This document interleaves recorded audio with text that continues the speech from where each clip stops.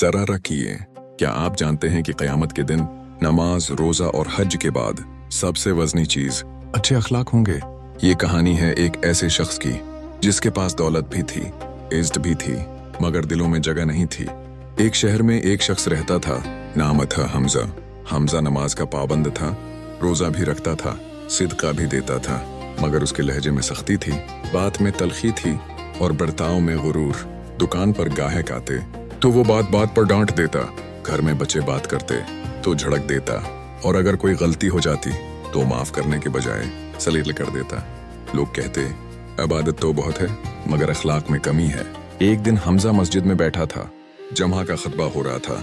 इमाम साहिब ने नबी का फरमान सुनाया, तुम में सबसे बेहतर वो है जिसके अखलाक सबसे अच्छे हों। ये जुमला हमजा के दिल में तीर की तरह लगा। वो सोचने लगा, मैं तो इबादत गुजार हूँ, फिर लोग मुझसे दूर क्यों हैं। आसी शाम हमजा की दुकान पर एक गरीब बूढ़ा आया। उसके कपड़े पुराने थे, आवाज कमजोर थी। उसने कीमत पूछी मगर पैसे कम निकले। हमजा गुस्से में बोला, ये खैरात खाना नहीं। बूढ़ा खामोशी से वापस मुड़ा और जाते जाते कहा, बेटा रिज़्क अल्लाह देता है, लहजा इंसान का इम्तिहान होता है। ये अल्फाज हमजा के दिल में उतर गए। इसी रात हमजा को नींद नहीं आई। उसे नबी की जिंदगी याद आने लगी। वो नबी जो गाली देने वालों को माफ करते, जो पत्थर मारने वालों के लिए दुआ करते, जो दुश्मन के लिए भी रहमत बन जाते थे। हमजा की आंखों में आंसू आ गए। अगले दिन इसने एक फैसला किया। वो दुकान पर आया और सबसे पहले मुस्कुराया।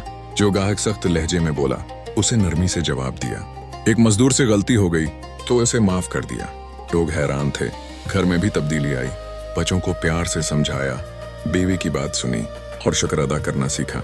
चंद दिनों में अजीब मंजर था। वही दुकान जहां लोग कम आते थे अब भरी रहने लगी।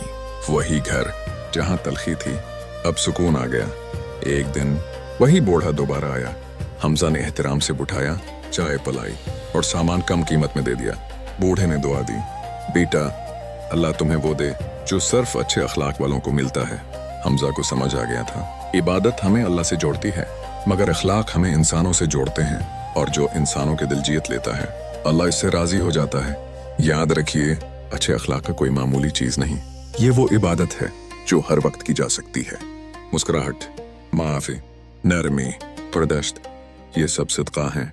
अगर आप चाहते हैं कि लोग आपकी इज्जत करें, दिलों में आपकी जगह बने और अल्लाह आपसे राजी हो, तो आज से अपने अखलाक को नबी के अखलाक के करीब ले आइए, क्योंकि अच्छे अखलाक दुनिया भी संवारते हैं और आखिरत भी।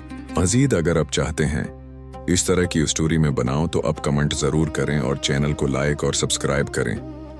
अल्लाह ताली से ये दुआ है, जो हमने सुना है हम उस पर अमल करें। अमीन या रब्बिल आलमीन।